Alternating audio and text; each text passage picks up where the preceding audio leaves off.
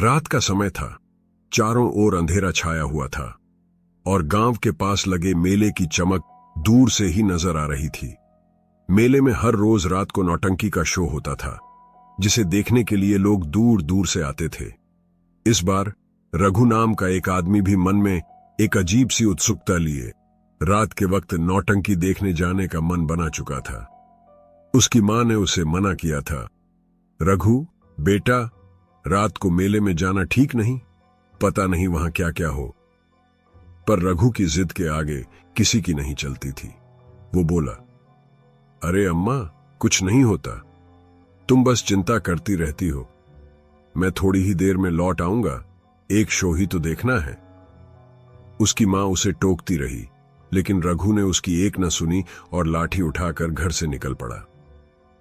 जैसे ही रघु गांव की पगडंडी पर चला, हर कदम के साथ उसकी उत्सुकता बढ़ती जा रही थी।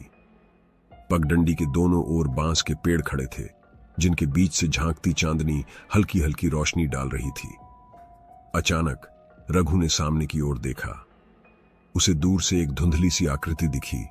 जैसे जैसे वो करीब आया, वो आकृति धीरे धीरे साफ होती गई। वो एक बूढ़ा आदमी था, जिसके चेहरे पर झुर्रियां थीं और बाल सफेद हो चुके थे। उसने गंदा सा कुर्ता पहन रखा था। रघु के पास आते ही वो आदमी बोला, अरे भाई, एक बीड़ी दे दे, बहुत देर से पी नहीं है। रघु को लगा कि कोई साधारण बूढ़ा गांव वाला होगा, इसलिए उसने अपनी जेब से बीड़ी निकाली और उसे दे दी। वो आदमी बीड़ी सुलगाकर धीरे धीरे कश लगाने लगा और बोला, तू नौटंकी देखने जा रहा है क्या? रघु ने सिर हिलाकर हां कहा और उसकी तरफ देखता रहा।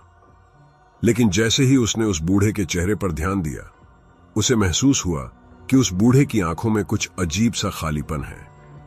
रघु ने थोड़ा घबराकर पूछा, बाबा, आप कौन हो और इस वक्त यहां क्या कर रहे हो? बूढ़ा हंसने लगा। उसकी हंसी में एक अजीब सी आवाज थी, जो कानों में चुभने वाली थी। उसने धीरे धीरे कहा, मैं इस मेले का हिस्सा हूं बेटा, बस समझ ले कि तेरी तरह मैं भी नौटंकी देखने जा रहा हूं। रघु को यह बात कुछ हजम नहीं हुई, लेकिन उसने ज्यादा सोचा नहीं और अपना रास्ता पकड़ लिया। बूढ़ा उसके पीछे पीछे चलने लगा और दोनों बीड़ी का धुआं उड़ाते हुए मेले की ओर बढ़ने लगे। पर कुछ ही दूर चलने के बाद रघु ने महसूस किया कि वो बूढ़ा अचानक गायब हो गया था। उसने चारों ओर देखा, पर बूढ़ा कहीं नहीं दिखा। अंधेरे में सिर्फ उसकी बीड़ी की राख जमीन पर चमक रही थी। रघु का मन अब डरा डरा सा था। उसे समझ नहीं आ रहा था कि ये सब क्या था, लेकिन उसने अपने आप को संभाला और सोचा कि शायद वो किसी भ्रम का शिकार हुआ है। वह तेजी से मेले की ओर चलने लगा, लेकिन उस बूढ़े की हंसी अभी भी उसके कानों में गूंज रही थी। रघु ने तेज कदमों से मेले की ओर बढ़ते हुए अपने डर को नजरअंदाज करने की कोशिश की। गांव का मेला अब उसके सामने था, जहां रोशनी, भीड़ और चहल पहल ने उस अंधेरे रास्ते के सन्नाटे को पूरी तरह मिटा दिया। मेले में चारों ओर झूले, मिठाई की दुकानें, खिलौने और खेल तमाशे लगे हुए थे, लेकिन रघु का ध्यान उन चीजों पर नहीं था। वो सीधे नौटंकी वाले पंडाल की ओर बढ़ गया। जैसे ही रघु पंडाल के पास पहुंचा, उसने देखा कि लोग अंदर जाकर बैठ चुके थे। मंच पर शो शुरू होने वाला था और ढोल नगाड़ों की आवाजें माहौल में गूंज रही थीं।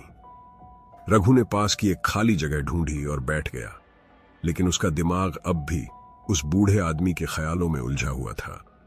उसे रह रहकर बूढ़े की अजीब हंसी और उसकी गहरी भावशून्य आंखें याद आ रही थीं। शो शुरू हुआ। लोग नौटंकी में मग्न थे, हंस हंस कर तालियां बजा रहे थे। रघु भी कुछ देर के लिए भूल गया कि रास्ते में क्या हुआ था और शो देखने में मन लगाने की कोशिश करने लगा। लेकिन तभी उसे फिर से अपने पास किसी की उपस्थिति का एहसास हुआ। उसने धीरे से मुड़कर देखा और उसकी सांसें अटक गईं।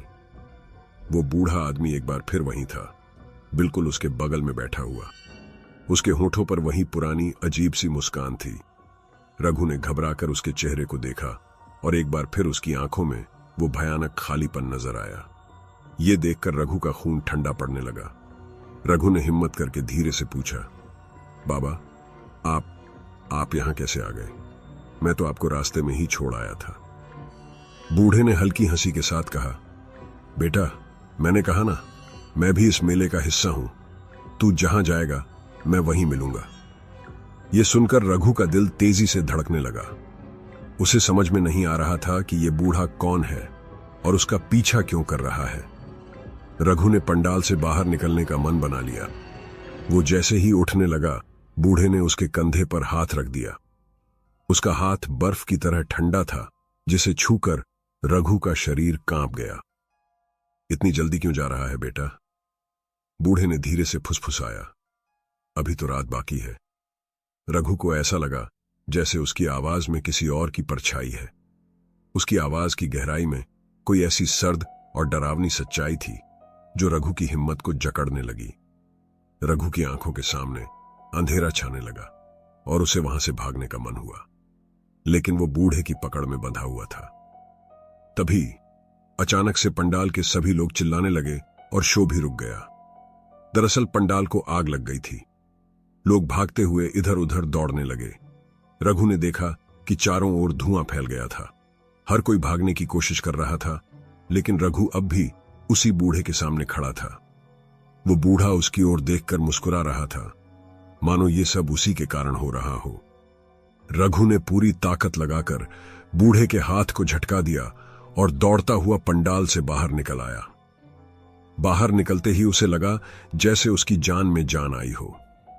वो भागते भागते मेले के उस पार पहुंचा, जहां अंधेरा और गहरा हो गया था। वो रुका और अपनी सांसें थामते हुए मुड़कर देखा, लेकिन वो बूढ़ा वहां नहीं था। वो अकेला था, लेकिन उसके कानों में अब भी उस बूढ़े की अजीब सी हंसी गूंज रही थी। रघु को महसूस हुआ कि वो हंसी अभी भी उसके आसपास कहीं मौजूद है, जैसे वो बूढ़ा हर जगह उसके साथ साथ चल रहा हो। रघु का शरीर अब डर से कांपने लगा था।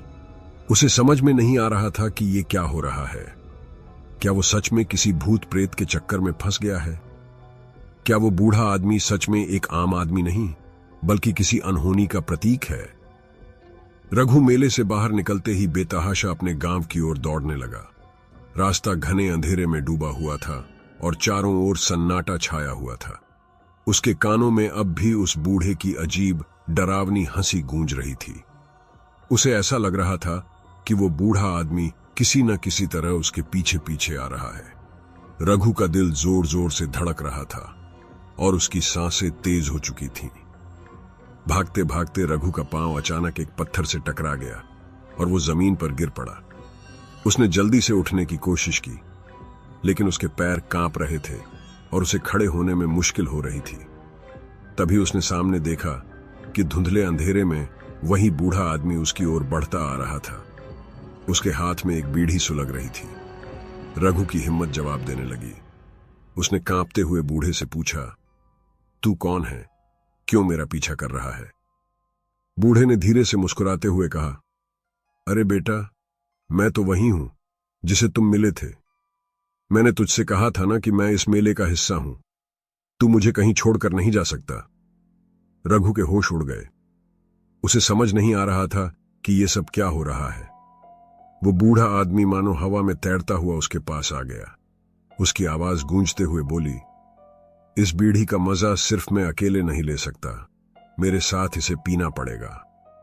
बूढ़े ने रघु के हाथ में एक बीड़ी पकड़ा दी।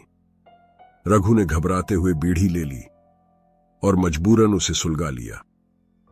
बीड़ी सुलगाते ही रघु को ऐसा महसूस हुआ कि उसके चारों ओर सब कुछ घूमने लगा है। उसे हर ओर अजीब अजीब आवाजें सुनाई देने लगीं और सामने का दृश्य धुंधला होता गया। उसे लगा कि वो किसी और ही दुनिया में पहुंच गया है। चारों ओर अंधेरा और धुआं फैला हुआ था।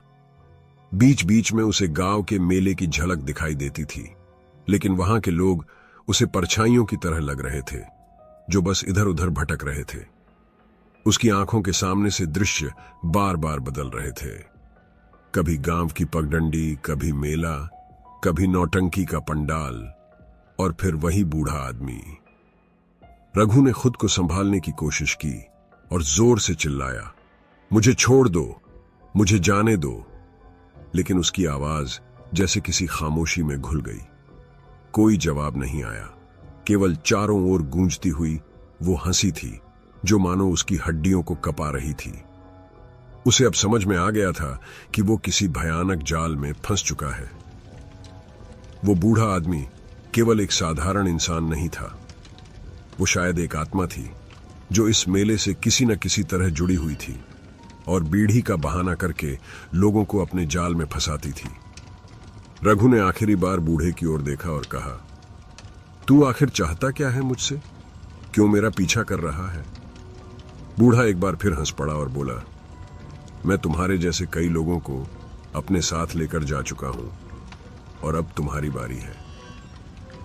रघु ने हिम्मत जुटाकर बूढ़े से पीछा छुड़ाने की कोशिश की, लेकिन उसका शरीर मानो बंध सा गया था। उसे लगने लगा कि उसका अंत करीब है और ये रहस्यमयी बूढ़ा उसे छोड़ने वाला नहीं। रघु ने अपने दिल में आखिरी हिम्मत बटोरी और जैसे तैसे उठने की कोशिश की। उसके पैरों में जैसे जान ही नहीं बची थी, लेकिन अपने जीवन के लिए लड़ने की भावना उसे खींच रही थी। वो अपने गांव की ओर दौड़ पड़ा और इस बार उसने पीछे मुड़कर नहीं देखा। बूढ़े की हंसी अब भी उसके पीछे पीछे चल रही थी, लेकिन रघु ने कान बंद कर लिए और पूरी ताकत से दौड़ता चला गया। गांव में पहुंचते ही वो अपने घर की ओर भागा और दरवाजा जोर से बंद कर दिया। उसकी मां उसकी हालत देखकर डर गई। उसने हांफते हुए मां से कहा, अम्मा, वो बूढ़ा भूत है, मेरा पीछा कर रहा है। रघु की मां ने उसे शांत कराया और पानी का गिलास दिया। रघु को यकीन नहीं हो रहा था कि वो बचकर घर आ गया है, लेकिन उसकी मां की आवाज और घर की सुरक्षा ने उसे थोड़ी राहत दी। वो बिस्तर पर बैठा, लेकिन उसके कानों में अब भी वो बूढ़े की हंसी गूंज रही थी। उसकी मां ने सिर पर हाथ फेरते हुए कहा, बेटा, मैंने कहा था ना, रात को मेले में मत जाओ। उस मेले में बरसों पहले एक बूढ़े का अजीब तरीके से देहांत हो गया था। कहते हैं उसकी आत्मा वहीं भटक रही है और वो लोगों को अपने साथ ले जाती है। रघु का चेहरा एकदम सफेद हो गया। उसे यकीन हो गया था कि वो बूढ़ा एक प्रेतात्मा ही था जो इस मेले से जुड़े लोगों को अपना शिकार बनाता था। रघु ने मां से कहा, अम्मा, वो बूढ़ा मुझसे बीड़ी मांग रहा था। उसने मुझसे कहा कि वो मेरा पीछा करेगा। मैं कैसे बचूंगा उससे? उसकी मां ने गहरी सांस लेते हुए कहा, बेटा, सुबह होते ही हम गांव के पुजारी के पास जाएंगे। वो तुझे इस मुसीबत से बचा सकता है।